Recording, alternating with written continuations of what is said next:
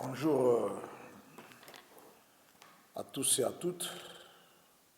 Je vais faire cette vidéo c'est par rapport à la guerre en Ukraine qui oppose la Russie directement à l'Ukraine et indirectement il y a les États-Unis, il y a les pays européens du côté de Kiev, de l'autre côté de la Russie, il y a la Chine, l'Iran, d'autres pays qui prêtent souterrainement, qui prêteraient souterrainement un bras de soutien à la Russie sur le plan militaire. Il y a la Chine qui absorbe les sanctions économiques infligées à la Russie par les Occidentaux. Donc, nous sommes dans une véritable guerre froide entre l'Est et l'Ouest. Vous avez de valeurs idéologiques qui sont diamétralement opposées entre la démocratie populaire et la démocratie libérale. Alors, plus d'une année de cette guerre en Ukraine, nous avons assisté à l'implication des États-Unis, de l'Union européenne, des pays européens, sur le plan militaire et financier, qui ferait d'eux des co-belligérants de Kiev. Et moi, je pense nous devons faire le bilan après une année de confrontation armée entre la Russie et l'Ukraine, y compris ce qui serait des co-belligérants dans ce conflit. Quel est l'apport, l'impact du soutien militaire, financier, l'effort de guerre des pays occidentaux dans cette guerre en faveur de l'Ukraine. Donc, sur le terrain, pour le moment, nous remarquerons que la Russie reste à l'intérieur de l'Ukraine et la Russie, ses troupes progressent vers Kiev. Donc, il me semblerait que l'apport militaire, financier des Occidentaux n'a pas eu assez d'effets escomptés parce que dans cette application, la volonté américaine, la volonté européenne était de pousser la Russie à arrêter les hostilités qu'elle avait commencées le 24 février 2022. Sans nous en savons tous donc, c'est la Russie, par cette opération militaire spéciale, bon, ça selon la loi russe, mais selon le droit international, c'est une invasion, c'est une invasion du territoire étranger de l'Ukraine. Alors, je pense expliquer cette situation. Le non-impact de cet apport militaire financier américain s'explique. Et je dirais l'opinion, l'Ukraine est condamnée à perdre cette guerre. Bien que je l'ai expliqué sur le plan théologique, sur le plan biblique, je ne saurais pas vous donner ce détail ici. Vous allez suivre ces petits détails dans les portions des vidéos que je vais lancer d'ici là, de ma conférence que j'avais tenue le 8 avril dernier ici en Afrique du Sud, dans la salle théâtrale de Johannesburg. J'ai expliqué théologiquement les contours qui expliqueraient la possibilité à la Russie de gagner cette guerre en Ukraine. L'impossibilité des États-Unis, de l'Europe, de gagner cette guerre en Ukraine. Donc, c'est l'une des raisons qui expliquerait la possibilité à la Russie de vaincre dans cette guerre et l'impossibilité aux États-Unis de gagner cette guerre. Il y a une situation qui se passe.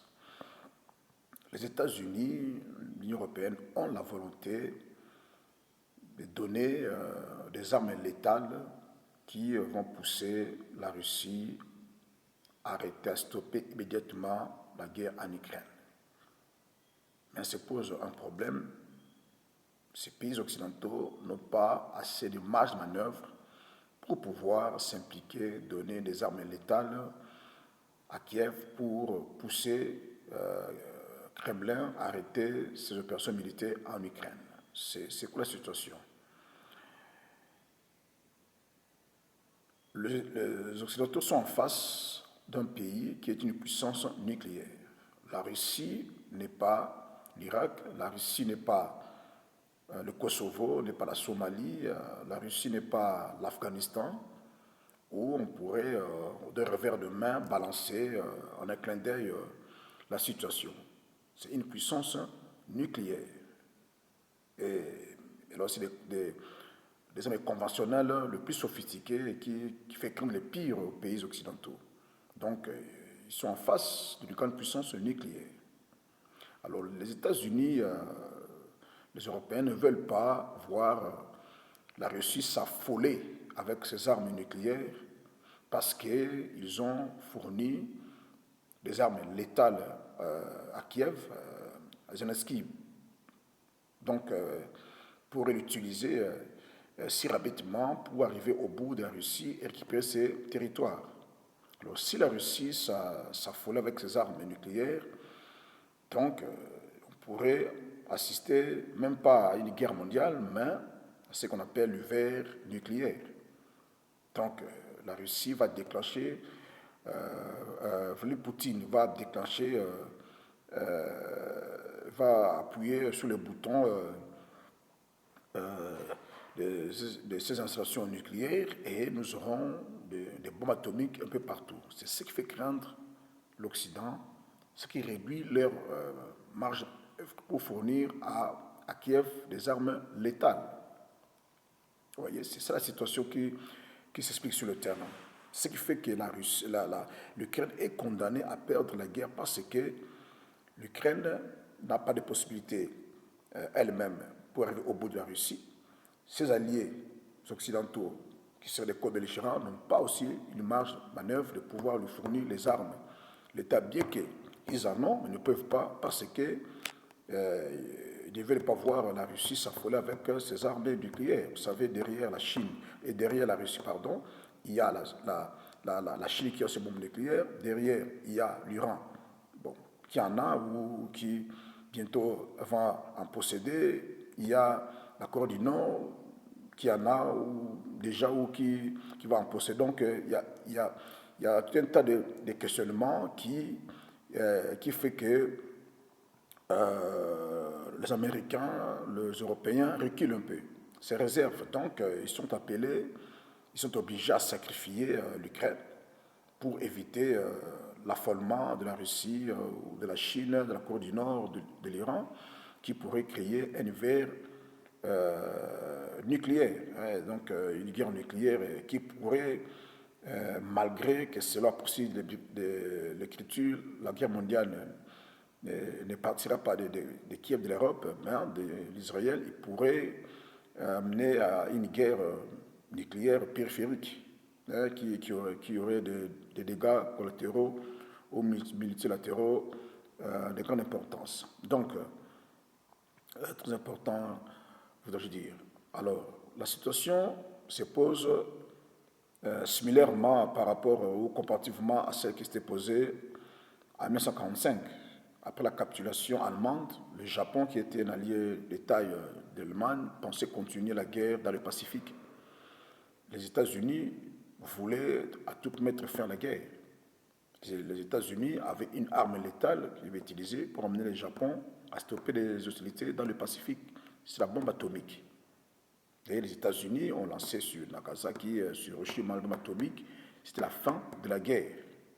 Donc c'est la même situation, mais le fond est presque la même, la forme est presque la même, mais le fond, c'est différent. Le Japon n'était pas à l'époque une puissance nucléaire. Aujourd'hui, la Russie, c'est une puissance nucléaire. Donc, les Occidentaux n'ont pas une solution miracle pour l'Ukraine. Donc l'Ukraine est appelée à perdre cette guerre, à perdre ce territoire. La Russie va en emporter. La pondération nucléaire est un avantage considérable pour la Russie, ce qui fait que la Russie est engagée sur le terrain, donc la Russie va gagner cette guerre et, obligatoirement parce que les rapports de force penchent du côté de la Russie. Donc l'Ukraine doit se préparer à sa défaite.